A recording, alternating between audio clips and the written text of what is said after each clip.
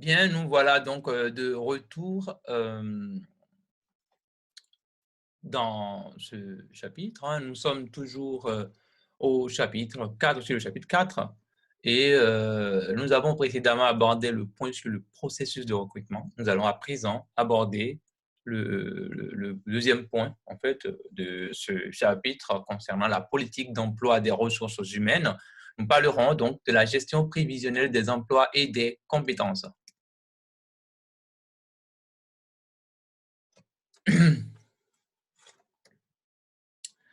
Alors, la gestion prévisionnelle des emplois et des compétences, GPEC. Bon, comme d'habitude, vous avez vu une petite image en fait qui essaie de démystifier un petit peu la chose.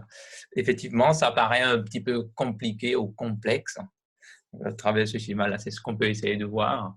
Mais concrètement, hein, la gestion prévisionnelle des emplois et des compétences, en fait, est vue par plusieurs auteurs, notamment Gilbert et Pallier, par exemple, en 2002, en 2000, par exemple, ont fait un travail où ils ont, dans leurs travaux, donc, proposé une définition de la GPEC. Alors, eux, ces auteurs, c'est-à-dire Gilbert et Parlier, ils considèrent que la GPEC est une démarche en fait, d'ingénierie des ressources humaines qui va consister en fait à concevoir, à mettre en œuvre et à contrôler les politiques et des pratiques visant à réduire de façon anticipée les écarts éventuels que l'on peut avoir entre les besoins d'une organisation et les ressources dont elle dispose, tant sur le plan quantitatif, c'est-à-dire les quantités, le nombre d'emplois, que sur le plan qualitatif, c'est-à-dire les compétences nécessaires dont on a besoin sur sur cet effectif-là. C'est vrai que pour l'organisation en particulier, pour les entreprises, c'est une démarche maintenant, on va dire, qui rentre dans les pratiques, quoi. Même au niveau des PME, c'est une démarche vraiment permanente qui permet d'anticiper l'évolution quantitative et qualitative des emplois à moyen terme et d'orienter les politiques RH en conséquence. Alors, c'est vrai que pour les salariés, la GPEC doit permettre à chacun de se construire un parcours professionnel aussi bien cohérent que possible en fonction de l'évolution de l'entreprise, de l'organisation, et plus tard, bien évidemment, en fonction des besoins, vœux et autres de ces différentes personnes-là, selon la stratégie qui est définie par l'organisation. Alors, cette GPEC, et comme le processus de recrutement, c'était un processus aussi. Donc, étant donné que c'est un processus, il a lieu en différentes étapes également. Quand on dit processus, c'est qu'il y a différentes étapes, différents stades, différents moments où on passe d'une étape à une autre étape. D'accord? Donc ici, 6 étapes sont nécessaires à la mise en place d'une GPEC. GPEC égale gestion prévisionnelle des emplois et des compétences. Euh, alors, donc première étape, hein, c'est vraiment la définition d'un horizon temporel. Donc, on doit savoir sur quelle échéance l'on veut anticiper les besoins, aussi bien quantitatifs que qualitatifs. Donc, est-ce que c'est dans 2 ans, 3 ans? On dira qu'on est à court terme, très court terme. Moyen terme, généralement, on parle de 5 ans, et à partir de 10 ans, on parle de long terme. Aujourd'hui, hein, avec l'hyper-compétition que l'on a actuellement, c'est un peu plus complexe. La seconde étape va consister maintenant à déterminer les besoins aussi bien qualitatifs que quantitatifs des emplois. Donc, on va se dire, voilà, comme on veut, par exemple, une évolution donnée, nous, on souhaite avoir 3% d'augmentation de chiffre d'affaires ou 3% de telle chose. Et pour ça, les effectifs doivent augmenter de 10%, de 15%, de 20%. L'exemple de tout à l'heure va illustrer cela. C'est à partir de là qu'on va commencer à déterminer, évoluer d'ici l'horizon temporel qu'on a défini plus tard, c'est 2 ans, un besoin, c'est-à-dire 20% d'augmentation des compétences et des effectifs, et dans une certaine compétence donnée. Troisième étape, donc forcément, il faudra analyser maintenant l'état actuel des ressources. Qu'est-ce qu'on a actuellement? Et à partir de ce qu'on a actuellement, l'étape qui va suivre, c'est de prévoir un petit peu l'évolution de ces ressources-là au terme que l'on a fixé d'ici 2 ans, d'ici 3 ans, d'ici 5 ans. On va voir comment vont évoluer ces ressources-là. Alors, comment vont évoluer ces ressources-là? Cela doit prendre en compte ce qu'on appelle les mouvements de personnel. Quand on parle de mouvement, ça peut être par exemple les départs de l'entreprise. Et les départs peuvent être suscités par différentes choses. Ça peut être par exemple les départs naturels et corrects, notamment les départs à la retraite, que ce soit une retraite normale ou une retraite anticipée. Et il y a aussi ce qu'on appelle les départs précipités, enfin, qui ne sont pas très corrects. Enfin, voilà. Ça peut être par exemple les démissions. Lorsque, par exemple, le salarié décide de partir de l'entreprise pour différentes raisons, soit parce qu'il ne se sent plus bien, ou bien il a trouvé une opportunité meilleure, ainsi de suite, ainsi de suite. Ou alors un licenciement, quand il y a un problème avec l'organisation et qu'elle décide de se séparer de son collaborateur. Donc, voilà, voilà. Donc, à partir de là, on va voir sur les 3 dernières années, sur les 5 dernières années, sur les 10 dernières années, comment évoluent les effectifs, comment évoluent les démissions, comment effectuent les effectifs, comment évoluent par exemple les, les démissions, les retraites, ainsi de suite, ainsi de suite. Comme il y a des départs, ça va faire des effectifs en moins. Donc, ça va s'enlever progressivement. Donc, si on fait l'hypothèse que ça évolue quasiment chaque année de la même façon, on va dire donc d'ici 1 an, 2 ans, 3 ans, comment est-ce que la baisse va s'opérer? Alors, cette GPEC peut se faire. Cette GPEC, cette gestion prévisionnelle des emplois et des compétences, peut s'effectuer sur une catégorie donnée. Par exemple, des individus d'un certain niveau, les agents de maîtrise, les ouvriers simples, ou alors les agents de maîtrise, les managers intermédiaires comme les managers de proximité, ce qu'on appelle les chefs d'équipe, les chefs de rayon, les managers de groupe, ce genre de choses. Ou alors, ça peut consister à faire le travail sur une catégorie plus haut. Alors, généralement, la GPEC touche toutes les catégories et couche, bien évidemment, au sein de l'entreprise. Alors, ce qu'il faut aussi prendre en considération à ce niveau-là, ici, spécifiquement, c'est quoi? C'est que on va regarder surtout les tranches d'âge.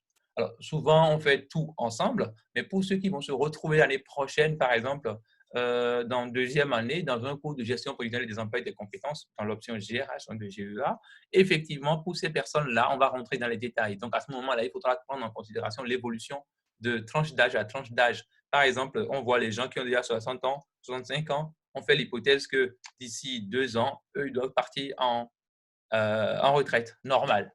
Voilà. Du coup, on doit prendre ça en considération. On doit prendre également en considération, selon les différentes classes, les effets d'évolution. Par exemple, les mobilités. C'est une promotion, par exemple, la personne qui passe de agent de maîtrise à manager intermédiaire, enfin manager de proximité, ou ainsi de suite, ainsi de suite. Voilà, il faudra prendre en compte ces mouvements-là. Mais bon, dans tous les cas, les mouvements internes peuvent être étudiés en détail, mais nous allons partir de quelque chose de simple ici. Donc, on fait un état de l'art. Ensuite, à partir de cet état de l'art, on voit comment les choses vont évoluer, la quantité dont on a besoin et les compétences. Est-ce que les gens doivent avoir des compétences particulières pour passer d'une catégorie à une autre catégorie, pour, par exemple, évoluer dans les chiffres? Est-ce que, par exemple, si on veut des managers, il faut qu'ils sachent manager. Et manager, ça suppose de travailler avec les gens. Donc, il faut être un peu un petit chef ou un grand chef. Donc, à ce moment-là, il faut pouvoir donc, donner des ordres, mais ce n'est pas vraiment des ordres, confier des tâches à des gens et être capable de les rassembler, d'assurer une coordination et de livrer, de restituer tout le travail qui est fait et donc de faire ce qu'on appelle une évaluation, un point pour savoir si ce qui était attendu a été fait ou pas, comment on peut faire évoluer cette collaboration-là.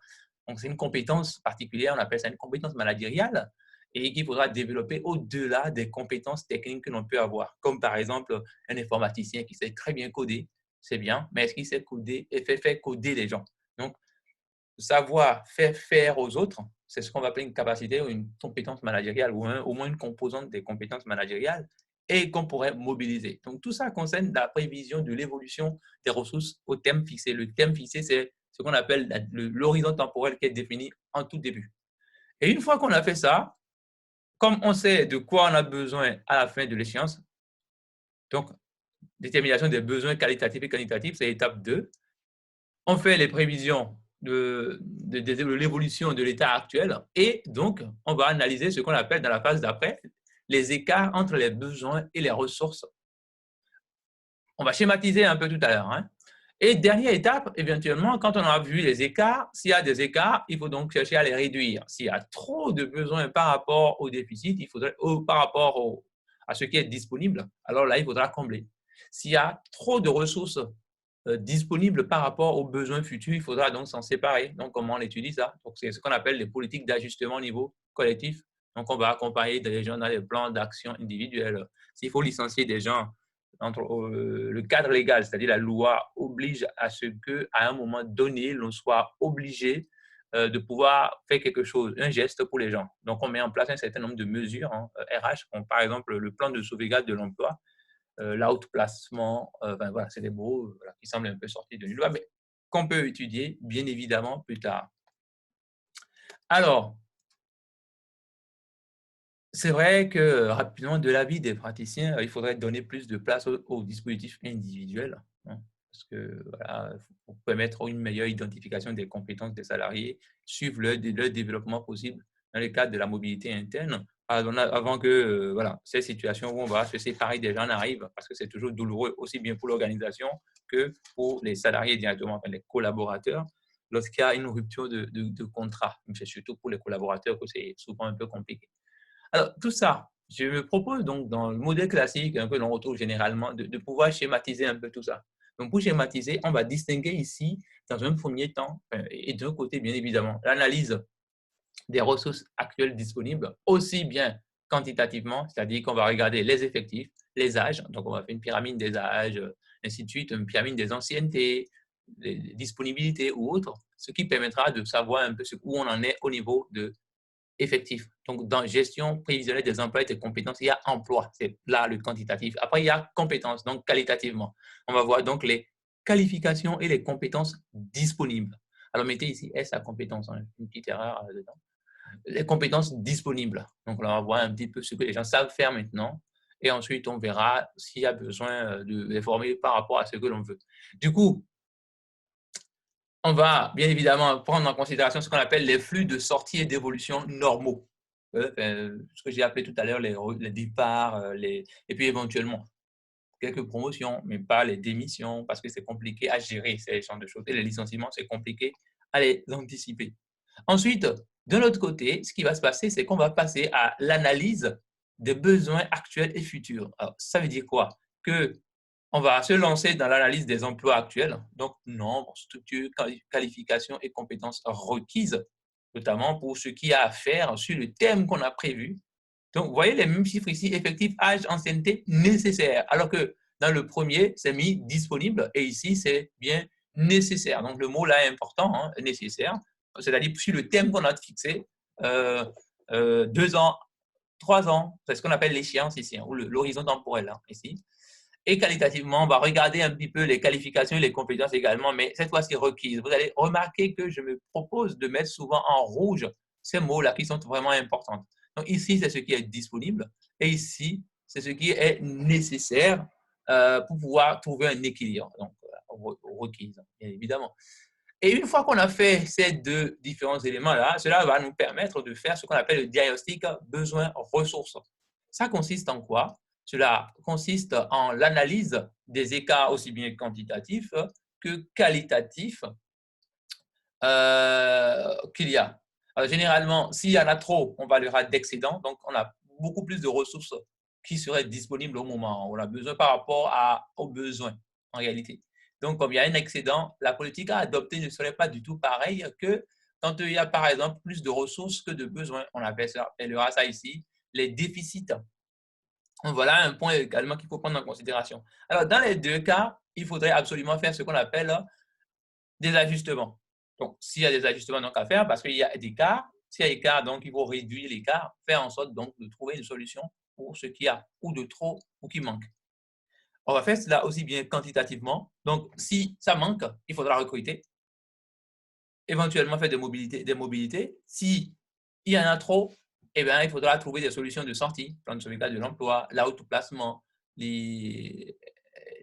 enfin, les systèmes d'accompagnement possibles que l'on peut mettre en place pour que les gens puissent partir, mais dans de bonnes conditions, comme on dit. Et qualitativement, bien évidemment, si les gens n'ont pas les compétences qu'il faut, généralement, on pense à faire des formations pour pouvoir, comme c'est des gens qu'on connaît déjà, on essaie de les former pour qu'ils disposent des compétences qui manquent.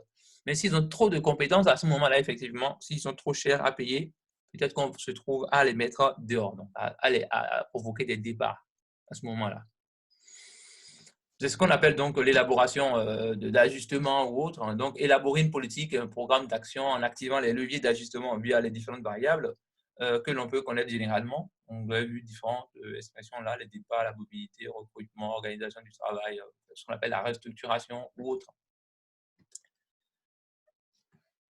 Pour finir, je me propose, alors donc évidemment, pour finir, d'aborder un petit point rapidement, le troisième point, qu'on va appeler les stades d'acquisition des compétences. Selon un auteur donc, qui, dans les années 2000, a fait ce travail, hein, il s'appelle Dreyfus.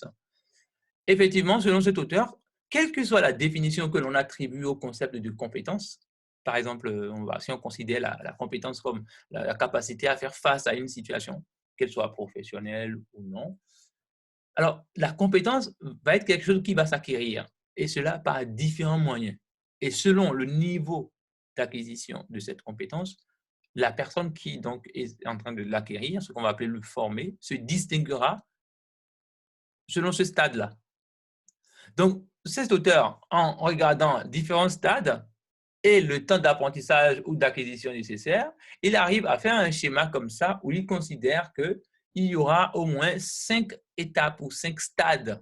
Alors concrètement, ici, on va passer de novice à débutant. Donc, novice, on ne sait pas et on n'est pas encore intéressé pour être formé. Ensuite, on va passer à débutant. Donc, débutant, on commence à être formé, on accepte donc on ne sait pas. On est conscient qu'on ne sait pas et du coup, on accepte d'être formé, on devient débutant. Et au bout d'un certain temps, on devient compétent. On acquiert donc tout ce qu'il faut pour pouvoir pour mettre ça en face. Mais il considère que ce n'est pas suffisant, qu'en fait, il y a une autre étape qu'on va appeler ici la performance. Il considère que c'est à ce stade qu'on va dire qu'on est performant. Et performant, il considère que c'est seulement celui qui est performant qui pourra donc former de nouvelles personnes, donc capacité à faire. Il pourra montrer aux autres comment faire, ainsi de suite, ainsi de suite, donc pour que les gens disposent de la compétence. Et puis, à force de faire cet exercice-là, on va passer au cinquième stade qu'il a appelé le stade d'expertise. Comme vous pouvez le voir, donc c'est progressif et ça monte crescendo. Donc dans les stades, vous voyez, en stade, on monte au fur et à mesure et le temps d'apprentissage aussi s'éloigne au fur et à mesure. Donc voilà ce qu'on peut dire rapidement sur ce troisième point-là. Et bien évidemment, je me propose ici d'illustrer cela à l'aide d'un exemple tiré du livre d'une ancienne collègue qui s'appelle Nicolas Héline, qui enseigne donc à Orléans.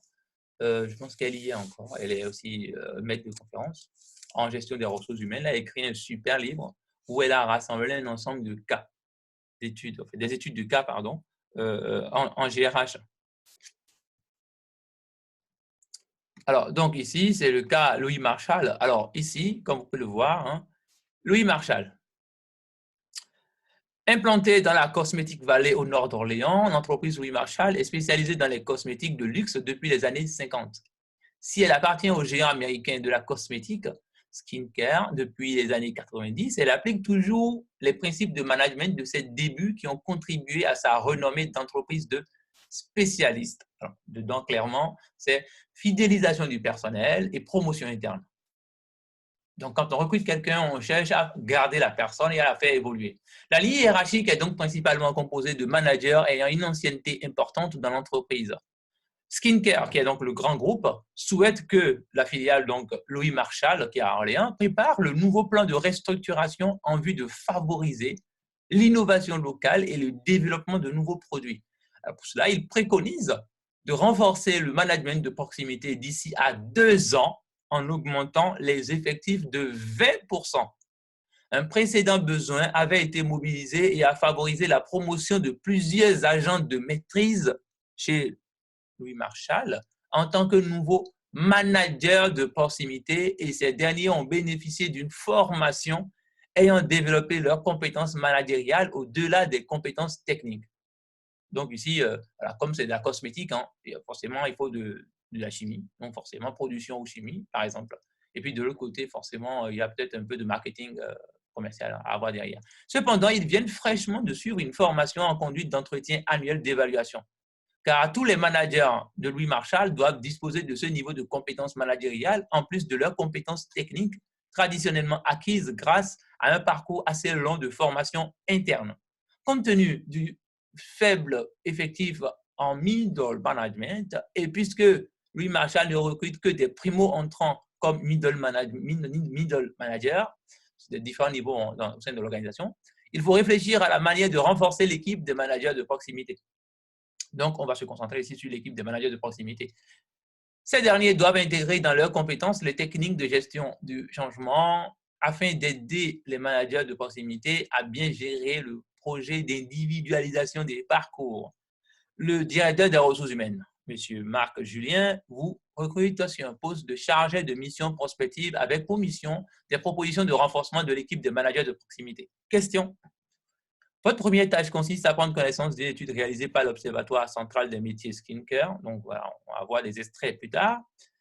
Question numéro A. Donc on dit dresser un bilan quantitatif et qualitatif des ressources humaines disponibles chez Louis Marchal.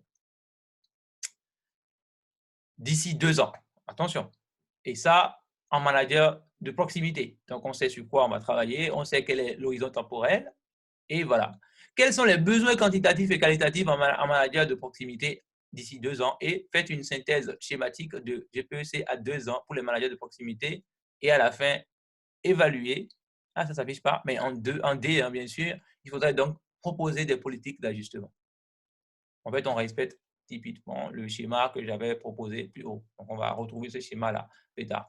Alors, dedans, en annexe, ce qui est proposé, c'est un peu le mail de Julien, de M. Julien, donc, DRH de l'entreprise de Louis Marchal. Donc, c'est vraiment l'étude qui a été reçue de l'Observatoire des métiers. Donc, voilà, ça n'a pas l'air trop clair, mais je peux vous le lire rapidement. Donc, il dit « Bonjour, je viens de recevoir une étude de l'Observatoire central des métiers skincare. La partie Louis Marchal est très intéressante, notamment la partie management. Comme tu le vois, on sera en dessous des effectifs demandés par Skincare en management de proximité d'ici 2 ans, puisqu'il faudrait que ces effectifs augmentent de 20% par rapport à aujourd'hui. Cela est assez ennuyeux car il faut absolument que les personnes qui constitueront le futur management de proximité aient un niveau de compétences techniques et managériales suffisamment élevé pour pouvoir évaluer les compétences de leur équipe. La conduite des entretiens annuels d'évaluation par la manager de proximité va en effet devenir obligatoire chez Louis Marchal. Il va donc être difficile d'atteindre ce niveau de compétence en recrutant uniquement chez les agents de maîtrise, d'autant qu'il faudrait ensuite prévoir le remplacement des agents de maîtrise promus dans ce cas. Je vais avoir besoin d'éléments pour les futures réunions avec les partenaires sociaux pour la GPEC. Heureusement, on négocie à froid, mais je préférerais avoir le plus d'éléments possible. Il y a déjà des risques qui ne réagissent pas très bien à notre projet d'individualisation des parcours. Merci d'avance pour ton travail. Bien cordialement, Marc Julien, DRH. Voilà le mail qui est envoyé. Autre élément d'annexe, hein, on a regardé un extrait du bilan social, donc des tableaux de chez Louis Marchal, et ce qui a été remarqué simplement, c'est qu'au 31 décembre de l'année N, ça peut être 2020, 2021 ou autre, mais c'est un cas pratique ici, on a remarqué l'évolution des effectifs. Alors, vous pouvez le voir ici, il y a, première ligne, top management, c'est la direction. Après, il y a ce qu'on appelle toujours des managers intermédiaires. Les managers intermédiaires, c'est les 2 lignes, la raison ici. Donc, les middle management. Et puis, il y a les managers de proximité, donc management proximité. Ce sont des chefs intermédiaires. Ici, c'est ce qu'on appelle les petits chefs, hein, les chefs d'équipe ou autres. Et ici, c'est les chefs de service ou de département ou autres, hein, les gros chefs, quoi. Et puis, en dessous, il y a les agents de maîtrise, ceux qu'on va chercher à promouvoir pour passer de cette case à ceux-là. Et puis, les employés, les agents de production, ainsi de suite. Au total, on peut avoir la répartition comme ça. Mais on a d'autres détails. On veut savoir les âges des différentes personnes. Agents de production, donc dans l'usine même, il y avait 8 personnes. Et puis, selon les différentes tranches d'âge, on voit que ça évolue progressivement. Remarquez simplement que pour être dans le top management, donc dans le conseil d'administration, il faut avoir au moins 40 ans là. Donc, il y a 2 personnes et au fur et à mesure, ça augmente. D'accord? Et donc ici, on a aussi un extrait d'abord de ce qu'on va appeler le taux de démission moyen annuel par catégorie, c'est-à-dire on calculé sur les 10 dernières années. Donc on retrouve quelque part ici toutes les catégories, ici, et ils ont calculé ici des pourcentages, ce qu'on appelle le taux de démission. Autrement dit, si on prend top management, 1% démissionne chaque année, c'est-à-dire que sur les 27 qui sont là, à la fin de l'année N, on va voir qu'au début de l'année N plus 1, ce qui va se passer, c'est qu'il y aura 1% en moins. Vous voyez? Donc, là, ils sont 27. Donc, 1% de 27, je crois que ça fait 0,27. Donc, 0,27, ça veut dire qu'il y a à peu près une personne qui part, en fait, à la fin de chaque année. Si on prend le taux de, ici, ouais, agents de maîtrise, 4% partent. Or, les agents de maîtrise qui sont ici, quand on les voit, ils sont 212. Si 4% partent, donc il faut faire 4%. Donc, ça fait 2,12 fois 4, 8. Disons qu'il y a à peu près 9 agents de maîtrise chaque année qui démissionnent. Donc, c'est comme ça qu'il faut lire ces chiffres-là, selon les différentes catégories. Et vous allez voir qu'il n'y a pas un total ici parce que c'est fait par catégorie. Et c'est là, c'est vraiment très important. Et puis, autre chiffre, il y a non seulement les démissions, mais il y a également ce qu'on appelle les départs normaux. Donc ici, c'est les départs en retraite, par exemple. On a calculé, donc sur les 10 dernières années par catégorie. On reprend les mêmes catégories, donc ici, et on voit les taux. Pour le top management, c'est 20%. Ce qui est un peu normal d'ailleurs. Quand on voit le top management, il y a beaucoup de personnes ici qui ont 60 et plus. Donc, c'est normal que sur des horizons, c'est-à-dire 1 an, 2 ans, 3 ans, qui dépassent donc l'âge, qui passent à l'âge de la retraite légale et qui décident de partir en retraite. Donc, c'est normal que le taux soit aussi important. Les mines d'or, c'est à peu près ça. Et forcément, les agents de production, vous voyez ici, agents de production, ils sont seulement 27 dans cette catégorie-là. Donc, dans les deux catégories-là, pour passer à 60 ans. Donc, voilà. C'est pour ça que les chiffres descendent un petit peu, sauf agents de maîtrise. Donc, ça se comprend et c'est à peu près cohérent, on va dire. Maintenant, nous allons travailler. On a dit qu'on va se concentrer sur un certain nombre de choses. Alors, donc, rapidement, je remets le test de départ. Donc, forcément, dans l'étude de cas ici, il faudra absolument regarder les mots qui nous intéressent. À partir de la lettre du monsieur et du test, nous savons que nous allons nous concentrer exclusivement sur le management de proximité et que l'horizon temporel, c'est 2 ans et qu'on va faire évoluer les effectifs de 20% et qu'en termes de qualité, il y a conduite d'entretien annuel d'évaluation, donc ce qu'ils appellent compétences managériales, en plus des compétences techniques. Dans les questions qui sont posées, on voit très bien qu'il faut faire un bilan quantitatif et qualitatif. Donc là, forcément, l'état des lieux, des ressources disponibles et d'ici 2 ans, le terme encore qui est rappelé, et les besoins à 2 ans, forcément. Et à partir de là, on va étudier l'écart qui est là et déboucher sur ce qu'on va appeler les ajustements nécessaires à faire. Quand on regarde dans la lettre également, issue donc du truc là de l'observatoire, ce qui se passe, c'est quoi? C'est qu'on retrouve les mêmes choses. La partie Louis Machal, elle est très intéressante, c'est comme lu, les personnes qui constitueront le management. Donc, quelque part ici, ah oui, il faut déclarer un petit peu. En réalité, c'est ça, c'est 20% niveau de compétences techniques et managériales. Il y a un petit décalage ici, mais en fait, c'est à partir de cette lettre-là que, en fait, on peut souligner ce qu'il faut là. D'accord?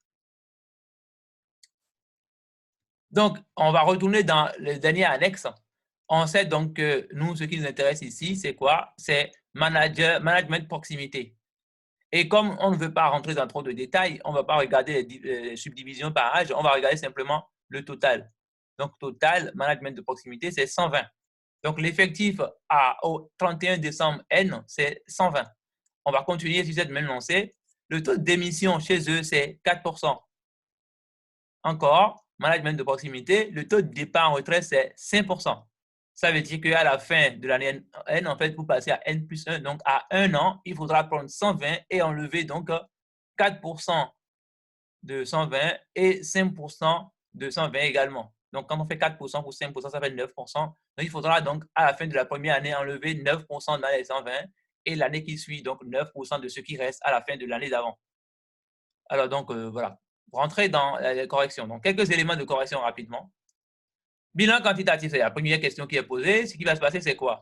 C'est que sur le plan quantitatif, Louis Machal disposerait donc, hors éventuel recrutement, d'un effectif de 99, je crois. 99 managers, je crois qu'il y a une petite erreur. 99 managers de proximité d'ici 2 ans. Comment ça se fait? Parce que comme il veut avoir quelque chose d'ici 2 ans, on va voir comment évolue le besoin. Donc, à 1 an, on aura 120 moins 120 fois 0,04, c'est-à-dire les 4% de démission et les 5% de démission et les 4% de départ normal. Donc, ça fait 109,20 managers de proximité, ce que je mets ici MP restant. Et ces chiffres-là, à 2 ans, ce qui va se passer, c'est quoi? On va se rendre compte qu'à 2 ans, on aura 109, c'est-à-dire ce qui reste au bout pour l'année 1, et 109 là, moins 109 fois toujours le même taux, puisqu'on dit que c'est sur les 10 dernières années, donc on garde la même hypothèse pour chaque année, d'accord? Donc, ça passe à 99,37. Donc, je me suis il y a une petite erreur ici, ce n'est pas 98, c'est 99 MP. D'accord? Et donc, sur le plan qualitatif, les managers de proximité doivent disposer de compétences managériales, mais aussi techniques. Donc, ce que le monsieur indiquait dans le test, par exemple, dans les domaines de la production ou de la chimie. On peut lire en introduction que cette double compétence est souvent le résultat d'un parcours de formation et de promotion interne au sein de Louis Marshall. Donc, de la politique de fidélisation qu'ils ont eu à dire. Réponse question numéro 2. Quel va être le besoin quantitatif et qualitatif d'ici 2 ans? Alors, concrètement, l'effectif à fin N, c'est 120. On veut une augmentation de 20% d'ici 2 ans. Donc, forcément, on va multiplier par, on va faire 120 plus 20% de 120. En fait, ça fait 120 fois 1,2. Ça fait 144. Donc, l'effectif sera porté à 144 personnes en manager de proximité. C'est ce dont on a besoin. Donc, ici, on a 144, c'est le besoin. Et ce qui va rester normalement, c'est 99. C'était 98 ici. D'accord? Donc, qu'est-ce qui va se passer? Sur le plan qualitatif, la double compétence donc, est nécessaire. Donc, selon M. Julien, il s'agira surtout que les futurs MP sachent évaluer leur équipe, donc savoir faire ce qu'on appelle entretien annuel d'évaluation, EAA, de leurs subordonnés. D'accord? Continuons. Donc, c'est synthèse schématique. Donc, vous voyez, on reprend un petit peu le schéma du cours de tout à l'heure. Et qu'est-ce qu'on voit? On voit que l'analyse des RH disponibles, c'est 99 managers de proximité nécessaires, disposant d'une double compétence technique et managériale. Et ici, 140 managers, donc d'ici 2 ans, bien évidemment, disposant aussi d'une double compétence technique et managériale et sachant évaluer les compétences de leur équipe, donc les subordonnés. Voilà. Donc, ça, ils doivent savoir faire des entretiens annuels d'évaluation EAE. Donc, quand on fait la synthèse entre les deux, des écarts, on voit que quantitativement, il faut faire 144 moins 99 et retrouver 45 managers. Donc, on aura un déficit de 45 managers de proximité à trouver. Qualitativement, il faudra qu'ils doivent savoir évaluer les futurs subordonnés. Parce que dedans, on va prendre des agents de maîtrise, il faudra les remplacer, mais en même temps, si on n'en a pas suffisamment en interne, il faudra donc les mobiliser. Effectivement, on en a suffisamment en interne, dans la mesure où, quand on regarde dans le tableau, je me permets rapidement de revenir ici, vous allez voir, ici, quand on regarde très bien, les managers de proximité, les agents de maîtrise qu'on va faire monter en compétences, ils sont 212. Donc, comme ils sont 212, même si on prend en compte leur démission, 4% et 5%, à peu près les mêmes proportions, on va quand même en trouver suffisamment pour les faire monter ici, dans les 45. Donc, c'est tout à fait possible de le faire en interne. Mais il est possible, bien évidemment, d'aller recruter des gens dehors. Ça, c'est le tableau de synthèse. Donc, maintenant, D, c'est les ajustements à opérer d'ici 2 ans. Sur le plan quantitatif, au moins 2 possibilités vont se présenter. D'abord, mobilité interne, recruter quelques agents de maîtrise sur les 46 manquants, les 45 manquants, pardon, mais pas la totalité, selon M. Julien, parce qu'il faut bien les remplacer après par ceux qui sont un peu en dessous. Donc, on va faire un peu de recrutement externe sur le marché externe avec l'objectif de trouver d'autres viviers de recrutement, soit des primo-entrants. Ils ne font pas ça, ils ne font ça qu'avec les middle management, mais ils peuvent envisager cette possibilité, ou alors des gens qui ont déjà suffisamment d'expérience, une combinaison des deux, pour faire l'affaire. Sur le plan qualitatif, il semble indispensable d'organiser des formations sur l'évaluation des compétences. Donc, s'il y a des agents de maîtrise, comme ils ont fait de par le passé, s'il y a des agents de maîtrise qui n'ont pas cette compétence, il faudra donc les former pour cette compétence-là, pour conduire les entretiens annuels d'évaluation des compétences de leurs subalternes ou futurs subalternes de la chose. Voilà. Donc, déjà la fin de ce deuxième point du chapitre 4 concernant les politiques d'emploi des ressources humaines. À bientôt pour le point suivant qui va concerner la mobilité et la gestion des carrières.